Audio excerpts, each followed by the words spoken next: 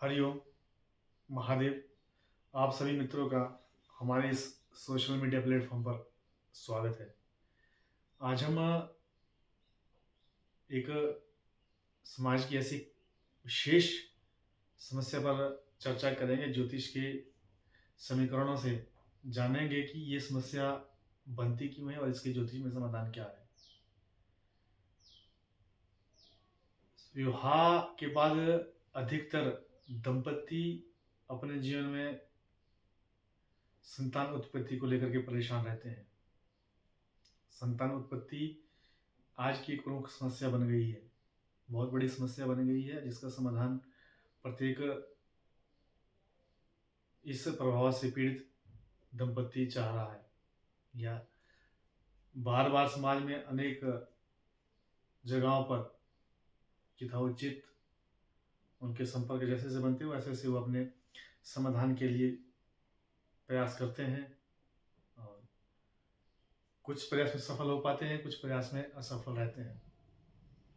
ज्योतिषीय समीकरण क्या है, इस पर चर्चा करते हैं। ग्रहों के गति या ग्रह हम पर प्रभाव डालते हैं, ये सर्वविदित है। जन्मकालिक कुंडली के अनुसार आपकी कुंडली में या जिस जातक की, जिस व्यक्ति की कुंडली में संतान उत्पत्ति में विलंब हो रहा है, उनमें ग्रहों का कौन सा ग्रह है दोष कारक है, किस ग्रह के कारण विलंब हो रहा है, इसको जानते हैं। कुंडली में 5 योग बनते हैं जो विलंब कारक माने जाते हैं। मुख्य 5 हैं, इसके अलावा अन्य सूक्ष्म तक जानने पर और भी योग ज्ञात किए जाते हैं। मुख्यतः जो 4-5 योग रहते हैं उसमें से क्रमशः एक एक योग को जानेंगे। पहला योग जो है, चतुर्थ भाव में यदि पाप ग्रह हो, चतुर्थ भाव में कुंडली में जो चतुर्थ भाव रहता है, चतुर्थ भाव में यदि पाप ग्रह हो, चतुर्थ भाव का पाप ग्रह वो भी पंचम भाव के लिए विलंब कारक होता है, क्योंकि पंचम भाव जो संतान का है उसमें संतान उत्पत्ति में विलंब उत्पन्न करता है। चतुर्थ भाव में बृहस्पति है, चतुर्थ भाव का जो बृहस्पति है वो भी संतान उत्पत्ति में विलंब करता है।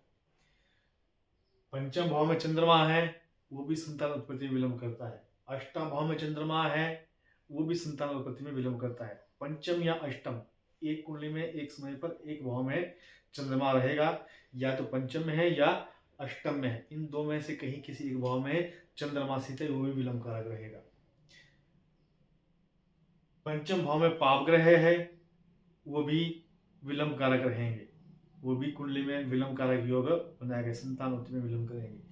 जितने ग्रह पंचम भाव में रहेंगे उतने वर्ष विवाह के पश्चात विलंब रहेगा संतान उत्पत्ति में। चौथे भाव का जो गुरु है, जो दोष कारक गुरु है, और चौथे भाव में जो पाप कारक ग्रह है जो दोष संतान उत्पत्ति में कर रहे हैं, ये लगभग 30 वर्षों तक, यानी कि 30 वर्ष की आयु तक योग बनाते हैं। या यूं कह सकते हैं कि ये जो योग है ये 2 प्रकार से घट सकते हैं। एक, या तो विवाह ही 30 वर्ष की आयु के बाद होगा, तब भी संतान 30 वर्ष के बाद उत्पन्न होगी, या विवाह 30 वर्ष से पूर्व हो भी जाए तो संतान उत्पत्ति जो वो 30 वर्ष के बाद होगी। इसमें स्वयं में भी हो सकता है कि गुरु चतुर्थान में है या पाप के चतुर्थान में है, तो 30 वर्ष के बाद संतान उत्पत्ति होनी है। या नवम भाव का जो स्वामी है वो पाप ग्रह होकर के पंचम में बैठा है, वो भी भाग्य में विलंब करेगा, भाग्य उत्पत्ति वंश वृद्धि में देरी करता है। ये परिस्थितियां जातक की कुंडली में विलंब कारक योग बनाती है। इनके उपाय क्या है?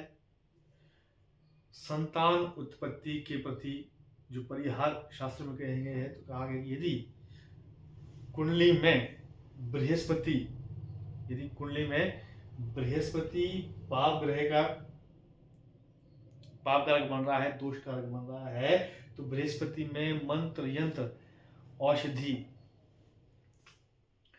यदि बृहस्पति चतुर्थान में होकर के दोष कारक बन रहा है तो उसका मंत्र यंत्र औषधि से उपचार किया जा सकता है, दोष कारक हो जाएगा। सत्वगुण प्रधान देव की उपासना करके, यानी कि विष्णु, श्री कृष्ण, सत्वगुण प्रधान देवता की भगवान श्री कृष्ण की उपासना करके संतान उत्पत्ति की जा सकती है। यदि कुंडली में शुक्र, गुरु, बुध, चंद्र ये दोष कारक है संतान उत्पत्ति में, तो रुद्राभिषेक करके भगवान शिव की अर्चना करके संतान प्राप्ति की जा सकती है। भगवान शिव का रुद्राभिषेक करके संतान उत्पत्ति प्राप्त की जा सकती है।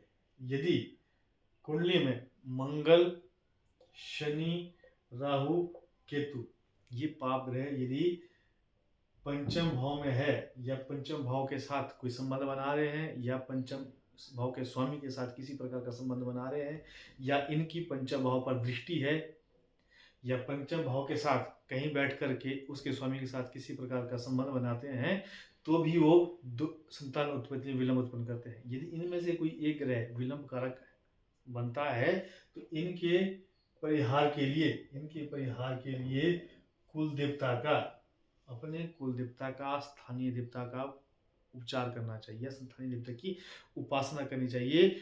विशेष शब्द प्रयोग कर रहा हूं वैदिक विधि विधान से। वैदिक विधि विधान से अपने कुल देवता की उपासना करे। अपने कुल देवता की उपासना से पाप ग्रहों के दोष शांत हो जाएगा। इन पाप ग्रहों के दोष पितृदोष भी माने जा सकते हैं। यही पाप ग्रह पितृदोष के कारक भी हो सकते हैं, जो कुल देवता के विधि विधान पूजा से समाप्त किए जा सकते हैं।